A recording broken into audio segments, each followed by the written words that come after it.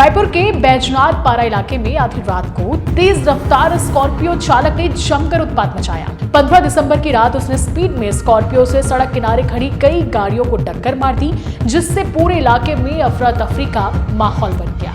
नमस्कार दोस्तों, मैं हूं निधि भारद्वाज और आप देख रहे हैं सीजी भास्कर। रायपुर के बैजनाथ पारा इलाके में आधी रात को तेज रफ्तार स्कॉर्पियो चालक ने जमकर उत्पात मचाया। उस स्कॉर्पियो को चलाने वाला कोई और नहीं बल्कि कांग्रेस का प्रदेश सचिव राहुल ठाकुर था। 15 दिसंबर की रात उसने स्पीड में स्कॉर्पियो से सड़क किनारे खड़ी कई गाड़ियों को टक्कर मार दी, जिससे पूरे इलाके में अफरा तफरी का माहौल बन गया। पूरे घटना का सीसीटीवी फुटेज भी सामने आया है। गनीमत रही कि इस दौरान कई लोग बाल बाल बच गए। स्थानीय लोगों ने पकड़कर उसकी जमकर पिटाई भी की। वहीं कांग्रेस पार्टी ने एक बयान जारी कर कहा है कि प्रारंभिक जांच में राहुल ठाकुर पार्टी का सदस्य नहीं है। बताया जा रहा है कि स्कॉर्पियो यूथ कांग्रेस के प्रदेश सचिव राहुल ठाकुर चला रहा था। तेज रफ्तार और लापरवाही से गाड़ी चलाने को लेकर स्थानीय लोगों ने विरोध किया, जिसके बाद विवाद बढ़ गया। पूरी घटना आसपास लगे सीसीटीवी कैमरों में कैद हो गई है, जिसमें स्कॉर्पियो के बेकाबू होने और टक्कर मारकर तेज रफ्तार से गुजरते दिख रही है।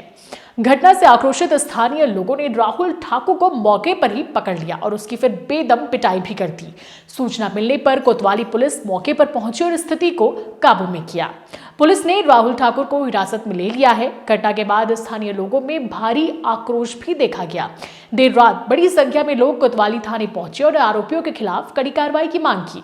पुलिस का कहना है कि मामले की जांच की जा रही है और सीसीटीवी फुटेज के आधार पर आगे का जो कार्रवाई है वो किया जाएगा। वहीं इस मामले में कांग्रेस की तरफ से बयान भी सामने आ चुका है।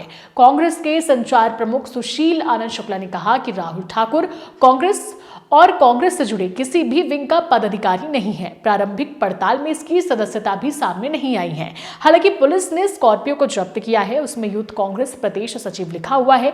फिलहाल पुलिस ने राहुल ठाकुर को हिरासत में ले लिया है, उससे पूछताछ की जा रही है। पुलिस ने अपनी जांच में यह बताया है कि कई अन्य पुराने मामले भी आरोपी के खिलाफ मिले हैं। आरोपी के पास से अवैध सामान भी बरामद हुए हैं। पुलिस जल्द ही पूरे मामले का खुलासा करेगी।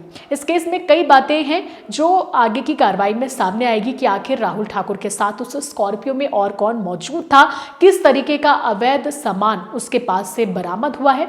और तो और ये पहला मामला नहीं है, इससे पहले भी इस तरीके की रहीश यादव के हुड़दंगबाजी का वीडियो सोशल मीडिया पर कई बार वायरल हुआ है, जिसके बाद पुलिस ने उन्हें तगड़ा सबक सिखाया है। इस केस में पुलिस किस तरीके का एक्शन लेती है ये तो देखने वाली बात होगी। फिलहाल आरोपी पुलिस की हिरासत में है और क्या कुछ अपडेट रहेगा हम आपको आगे बताते रहेंगे। फिलहाल इस रिपोर्ट में इतना ही। मुझे यानी निधि को दीजिए इजाजत और देखते रहे सीजी भास्कर। अगर आपने अभी तक हमारा चैनल सब्सक्राइब नहीं किया है तो सब्सक्राइब करना ना भूलें। नमस्कार, जय हिंद, जय भारत, जय छत्तीसगढ़।